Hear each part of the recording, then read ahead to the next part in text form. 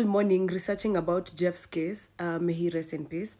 And there are notable incidences that I've collected from the data I've gotten.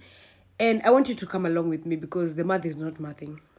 So I've written everything down because I need to understand this situation because the math is still not mathing, okay? So we have 3:27 in the AM. Who arrives at Fatso's apartment? We have Fatso himself, we have Jeff, we have the cousin, we have the driver and 3 ladies. Sawa. Higher. And then at 4:48 in the AM, Fatso and the 3 ladies leave. Now, I have several questions here. What happened here? Because we've seen a video of Jeff inside the apartment, taking, the surroundings inside the apartment, which is also a question we need to consider in this case. Sawa. We also need to know whether Jeff was alive by the time Fatso and the 3 ladies were leaving. So that is an unknown. We don't know in this case. Sawa. Higher. We have 4:48 AM. 4:48 AM, Fatso leaves, the 3 ladies leave, okay? So apparently Fatso was dropping off these 3 ladies. Yeah. So we have Jeff plus the driver plus the cousin who are now remaining inside the house. Jeff, at this point, we don't know whether Jeff is alive or dead. I want you to keep that in mind, okay? We don't know whether Jeff is alive or dead. Now, 52 minutes later, that is 5:40 in the AM, 5:40 in the AM, the cousin and the driver are seen looking around. This looking around will relate to a point later on, but meanwhile, the cousin opens a toilet and then he makes a phone call for several seconds. Now, who was he calling? Who was he calling? Another point in the case, this 52 minutes, what happened also? Kwa hizi 52 minutes. Ni nini ilifanyika hapa? Sawa. Now, 7 minutes later, that is 5:47 in the AM, a body flies down. Sawa. It flies down where? The exact place whereby the cousin and the driver were looking around. Sawa. Put that in mind, okay? Now, the pants had been drawn to the knees, which is a question of the day. Could have been a case of sodomy. We don't know. Now, the face was up.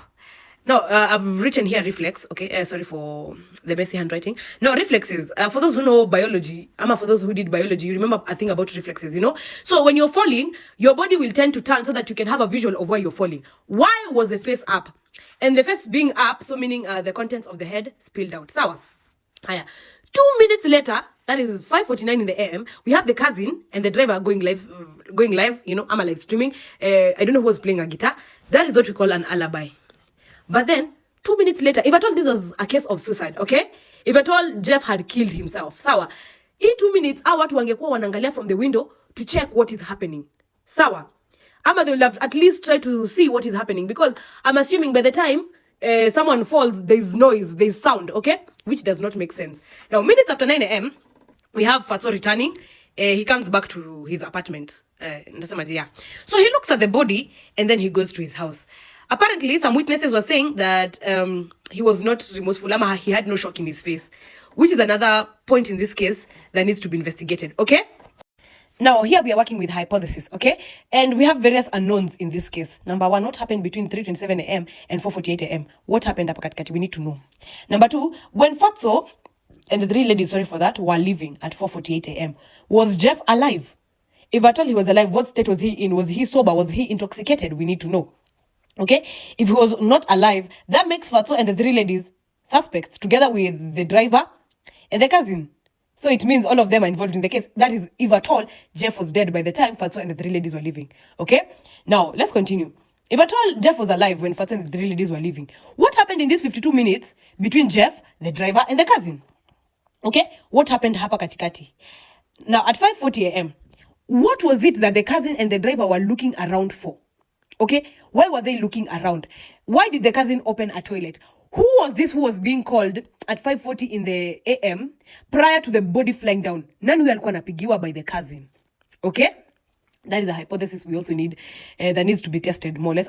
The truth needs to come out. Okay, now at 5:47 AM, we see the body flying down. From the reports given from the management of the apartment complex, no window was open at that time. So how fast did they manage to fly the body down and close the window? Okay. Number 2, pants to knees. Is this a case of sodomy that we don't know? Was Jeff sodomized before he died? That is one thing we also need to know. The face was up. Back to the thing about reflexes. Why was Jeff's face up? Which brings us to this point of, was Jeff alive by the time he was flying down? Moving on swiftly, let's go to 5:49 in the AM, okay? 5:49 in the AM, the cousin and the driver live stream, which is clearly an alibi, okay? If at all it was a case of suicide, you want to tell me there was no noise? Noise was not a variable in this case. Because if at all someone had fallen, there had to be noise, whereby these two will come and check, Allah, what is going on, okay? Another thing, when the management said when the body was falling down, no window was open, how fast was the window closed by a dying man who was committing suicide? So there's a point I did not add. At 6 a.m., the management of the apartment complex came knocking around people's doors, inquiring about the situation, okay?